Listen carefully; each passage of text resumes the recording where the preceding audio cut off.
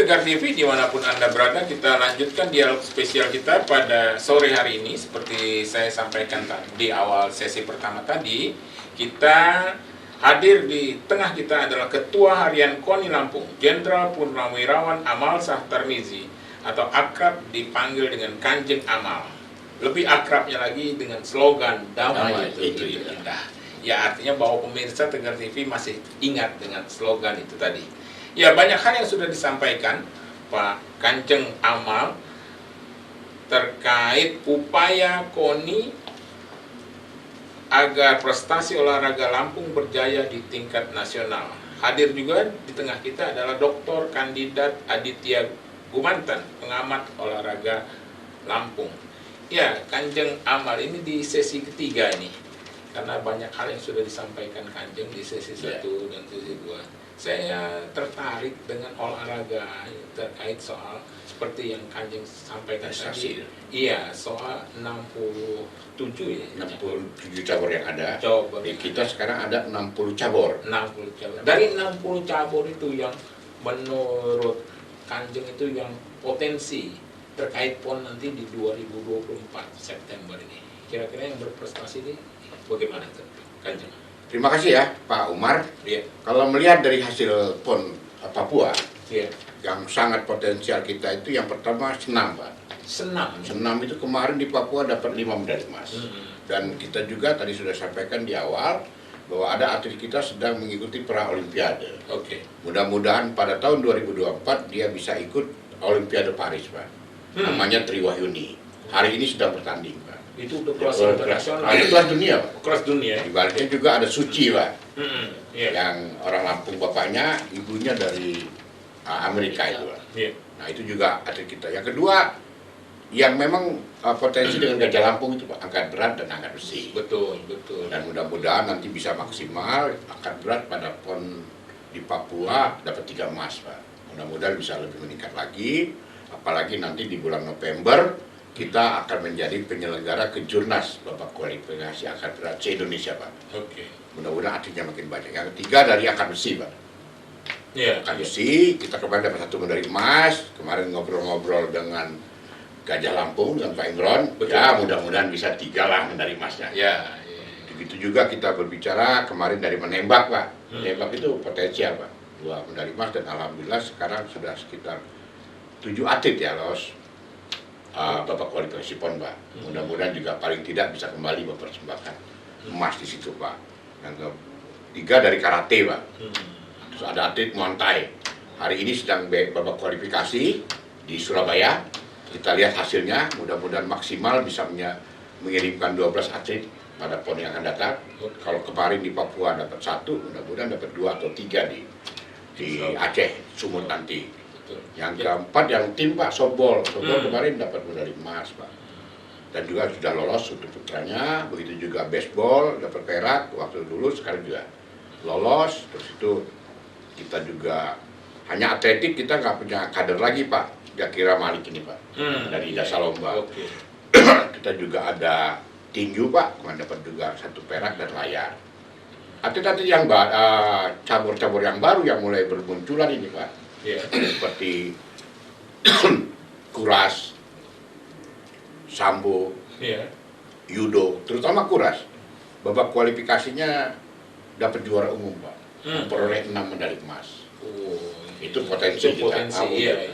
Termasuk juga terjun payung, Pak. Terjun payung waktu PON Jabar, atlet kita pindah. Setelah PON Jabar dapat 3 medali emas, pindah ke Papua, ya. Nah, sekarang kembali lagi, Pak, ke naungan Sanggu Miron Julai. Jadi tugasnya cabur ini supaya benar-benar memperhatikan atletnya dengan berkoordinasi dengan KONI. Mudah-mudahan dengan kembalinya atlet ini dan masih potensial untuk memperoleh medali emas.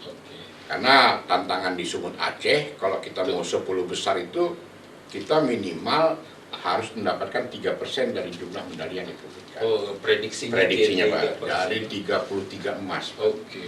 Kalau dulu 14, berarti kita harus menambah 19 emas. Nah, pertanyaannya dari mana yang 19 ini? Gitu. Dan juga sekarang kalau bicara potensi masuk 10 besar berat, Pak. Karena pada PON Papua maupun PON Jabar, Sumut Aceh ini di poin ke belas-belasan, Pak. Kalau Sumut itu mungkin di 15, 16. Tapi kalau Aceh di 20-an. Sekarang dia masuk ke tuan rumah. Oh iya. Saya dengar Sumut targetnya 5 besar. Aceh nomor 7. Jadi sudah ada 2 provinsi nih. Iya. Nah, di luar 4 provinsi di Jawa, Iya. yang potensi masuk ke 10 besar. Iya. Yang di Jawa itu yang pasti nggak bisa diganggu gugat Jawa Barat, Pak. Iya. Jawa Timur, DKI, Jawa Tengah. Oke. Ya kan, 4 nih, Pak. 4. Kita bisa kalau dengan Jogja dengan Banten bersaing, Pak. Ya. Tambah tuan rumah 2, Pak. Iya. Jadi sudah 6 nih, Pak. Aceh dan Sumut. Nah, tinggal 4, Pak. Iya. Dari yang 4 ini potensi 8 provinsi, Pak. Ya, yaitu yang pertama kita ambil dari timur Papua, Pak. Iya. Udah 7, Pak. Iya. Turun ke bawah NTB, Pak. Itu di atas kita terus, Pak. Udah 8, Pak. Iya. Turun ke sampingnya lagi Bali, Pak. Iya. Ya, nyelip-nyelip Jogja, Pak. Naik ke atas Sulawesi Selatan, Pak. Sekarang yang lagi rame-ramenya Sulawesi Tenggara, Pak. Iya. Sulawesi Tenggara sudah 12, Pak. Turun ke Kalimantan, namanya Kaltim, Pak. Berarti sih, udah 13, Pak. Iya. Lari ke Sumatera, ada Riau, Pak. 14, Pak. Iya. Kalau geser sedikit, yang potensi Sumatera Barat, 15. Tambah Lampung, 16. Jadi untuk masuk ke dalam 10 besar, ada 16 provinsi. Yang sudah tidak bisa diganggu gugat, 6 provinsi. Iya. Jawa Barat, DKI, Jawa Timur, Jawa Tengah, Sumatera Utara, dan Aceh. Iya. Tidak, Sumatera Utara dan Aceh. Jadi tugas kita berat. Jadi memang waktu yang ada, yang kata orang tinggal setahun lagi dan sangat singkat dalam mempersiapkan, apalagi yang olahraga terukur, Pak. Ya, untuk angkat besi itu bisa nambah 1 kilo aja 6 bulan belum tentu, Pak. Iya. Atau untuk pelari jarak dekat, Pak, lari 100 meter, memecahkan dia misalnya rekor dia 11 detik, mau masuk ke 10 detik, 2 tahun belum tentu bisa, Pak. Betul.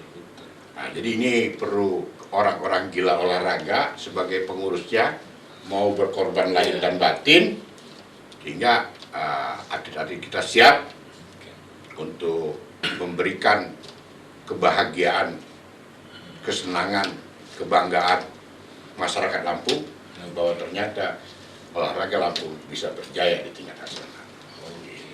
Jadi artinya perlu Semangat, Pak. Iya, tinggi. Ya. Harus punya jiwa patriot kalau kata Pak Gubernur itu, Pak Ketua Umum itu, Pak.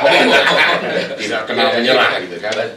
Kalau kata tentara itu, Pak, lebih baik mandi keringat di medan latihan daripada mandi darah di medan pertempuran. Gitu. Iya. Pak Dr. Aditya, Kemantan, ini yang menarik juga selain apa istilahnya, ini pengembangan kerjasama PONI ke depan terkait juga industri olahraga, hubungan dengan wisata. Jadi selain prestasi, wisata alam memanfaatkan itu gimana menurut Pak Dokter? Sebenarnya kita sudah punya pegangan yang kuat di mana turunnya Perpres 86 tahun 2021 itu dengan konsep desain besar olahraga nasional. Desain besar olahraga nasional. Di mana di situ kita bicarakan ada ruang lingkup olahraga menjadi olahraga prestasi, olahraga pendidikan, olahraga masyarakat, dan pengembangan industri olahraga. Nah, semua komponen ini akan terlibat menjadi satu Indonesia emas, dan Lampung menjadi salah satu pelopor dari pengembangan dari prestasi olahraga di dunia. Bagaimana Lampung itu? Nah, jadi sudah memiliki dasar itu, bagaimana olahraga pendidikan itu adalah terkonsep, ini yang menjadi catatan dalam olahraga pendidikan. Ternyata dalam paparan Kemenpora tingkat kebugaran anak-anak itu cuma 0,14% yang pendidikan anak. Artinya menjadi satu catatan besar kenapa bagaimana berbicara tentang prestasi sampai level dunia ketika anaknya saja tidak bugar. Nah, itu PR di olahraga pendidikan. Dan yang kedua adalah olahraga masyarakat, bagaimana minat masyarakat untuk tertarik melakukan olahraga, karena dasarnya untuk ke prestasi dari situ. Adanya olahraga di pendidikan mencari cikal bakal bibit atlet ke tingkat prestasi. Yang kedua adalah bagaimana masyarakat, ternyata tingkat partisipan saat ini hanya 34% dalam paparan Kemenpora itu di tahun 2020, 34%, dan ditunjang hanya 24%, Pak. 24% itu ruang terbuka hijau untuk olahraga. Artinya memang sarana dan prasarana menjadi salah satu faktor pendukung untuk memaksimalkan prestasi olahraga. Dan setelah kita berbicara tentang olahraga pendidikan tingkat kebugaran yang baik, minat masyarakat yang tinggi, sudah tentu kita akan lebih mudah mencari bibit-bibit prestasi atlet. Iya, betul. Nah, benar bagaimana yang disampaikan, kita lihat dengan adanya kompetisi-kompetisi sampai level bawah yang disampaikan tadi oleh Ayanda tadi, bagaimana ada tingkat kabupaten kota melakukan Porkat dan Porkap, misalnya di provinsi ada Porprov, di tingkat nasional ada PON, dan berlanjut ke SEA Games, Asian Games, dan sampai ke level Olimpiade. Nah, itu sebenarnya tingkatannya sudah besar. Yang selanjutnya, dengan turunnya pasal ini mengatakan industri olahraga berbicara atlet itu sudah menjadi satu profesi. Nah, jadi tidak bisa disampingkan lagi. Kalau saat itu ketika berbicara atlet, ya berbicara tentang profesi dokter, bicara tingkat tentara dan lain. Ternyata saat ini pemerintah sudah merancang bagaimana atlet ini menjadi satu profesi. Jadi cita-cita nanti anak kita ditanya, kalau sudah besar mau jadi apa? Tidak lagi bicara tentang menjadi polisi, jadi tentara, jadi dokter. Saya tegas, saya ingin menjadi atlet. Nah, itu brand mindset yang seperti harus kita bangun sehingga terjadinya prestasi yang secara maksimal. Nah, ditunjang dengan industri olahraga, sudah jelas ketika kita bicara tentang industri olahraga, pengembangan olahraga sampai level daerah sampai dunia. Bagaimana pemerintah mendukung setelah 3 komponen tadi, industrinya jalan itu.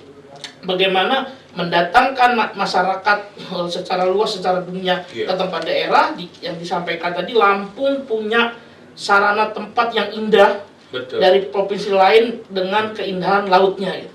Nah, itu menjadi keindahan alamnya. Kita bisa merangsang itu yang dengan konsep sport tourism-nya gitu.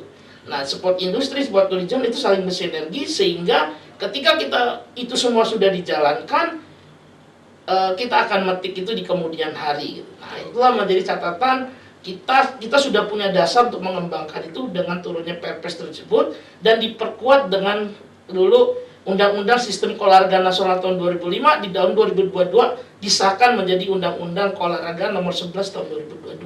Dasar kita situ. Jadi kita melaksanakan itu sudah jelas dasar hukumnya dan undang-undangnya.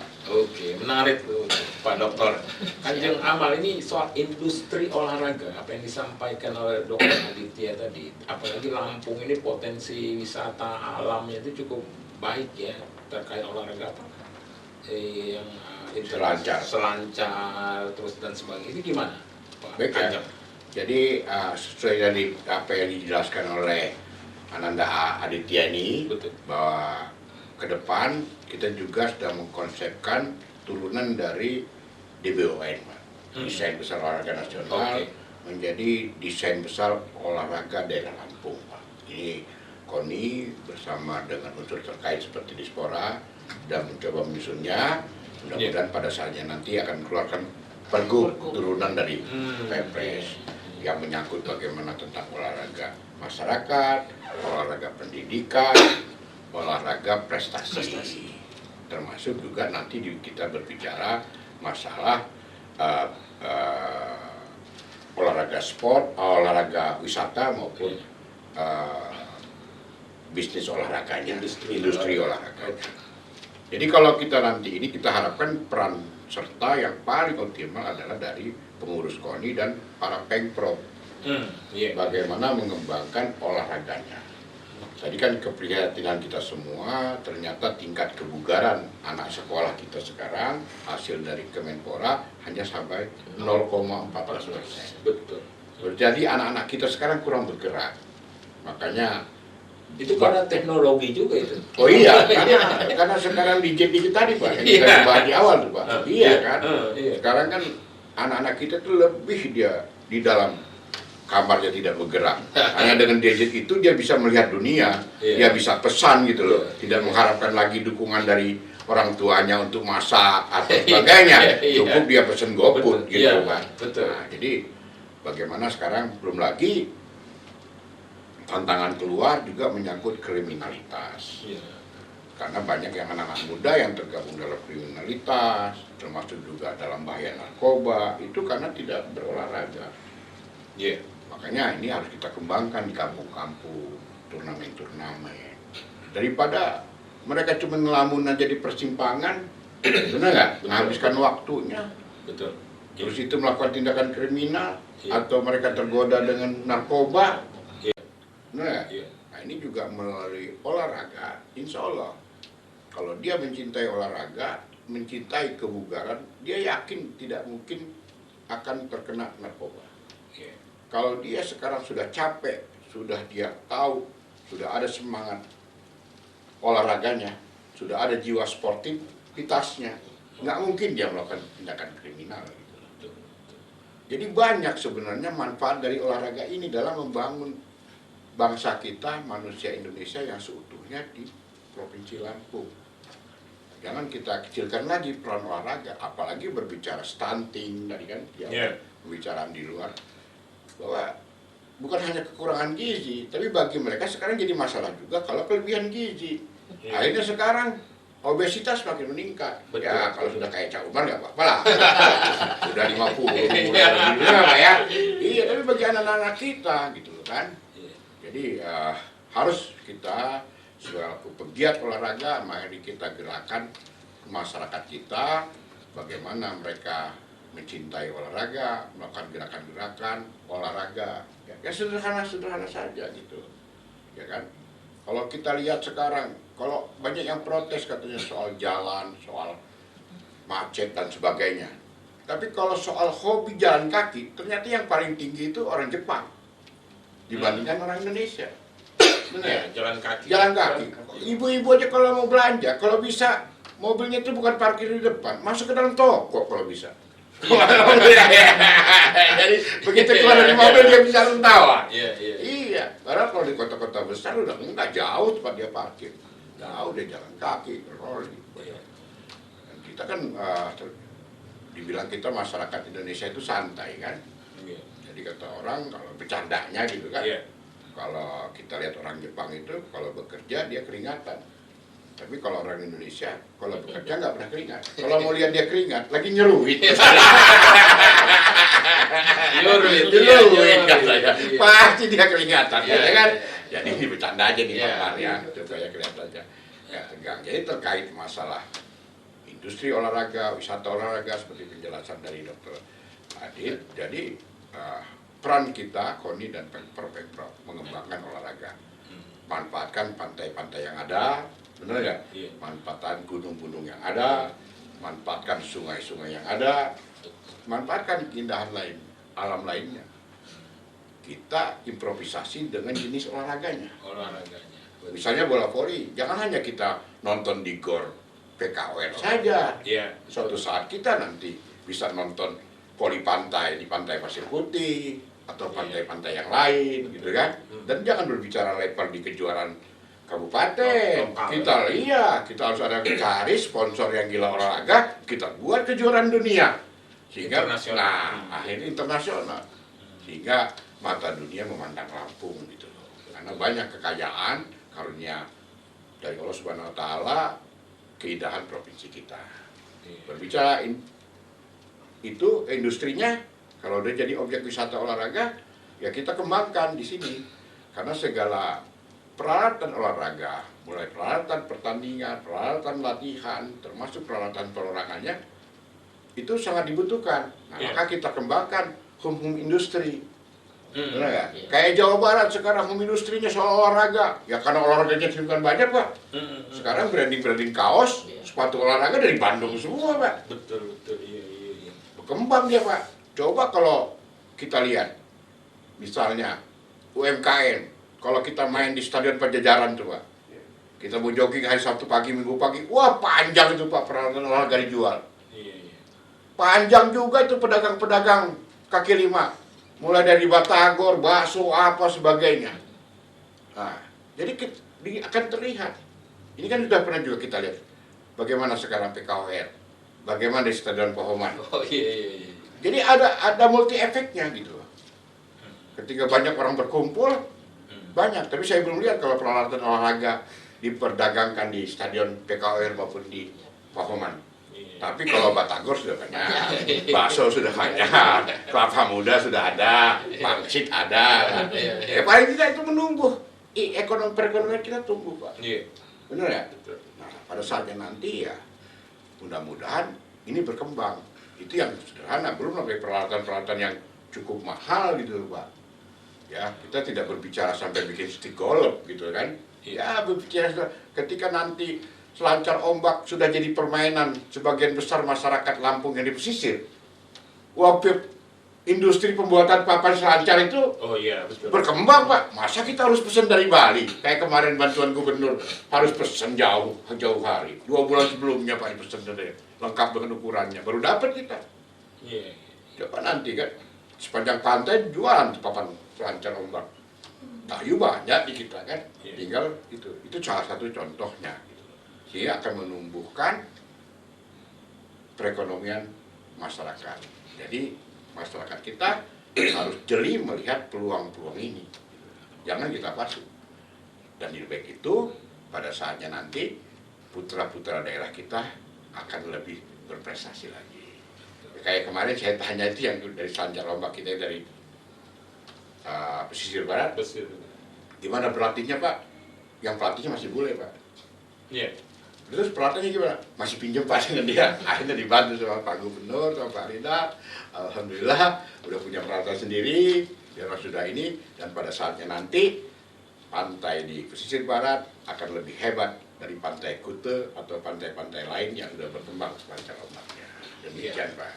Amin. Amin. Kanjeng Amal. Ya, menarik ini dialog spesial kita Kanjeng Amal dan Pak Dr. Aditya.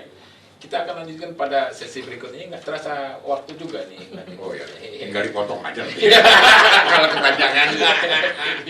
Ya, pemirsa Tegar TV dimanapun Anda berada, dialog spesial kita bersama Kanjeng Amal dan Dr. Kandidat Aditya Gawantan. Kita akan lanjutkan pada sesi berikutnya. Jangan kemana-mana pemirsa, tetap di Tegar TV.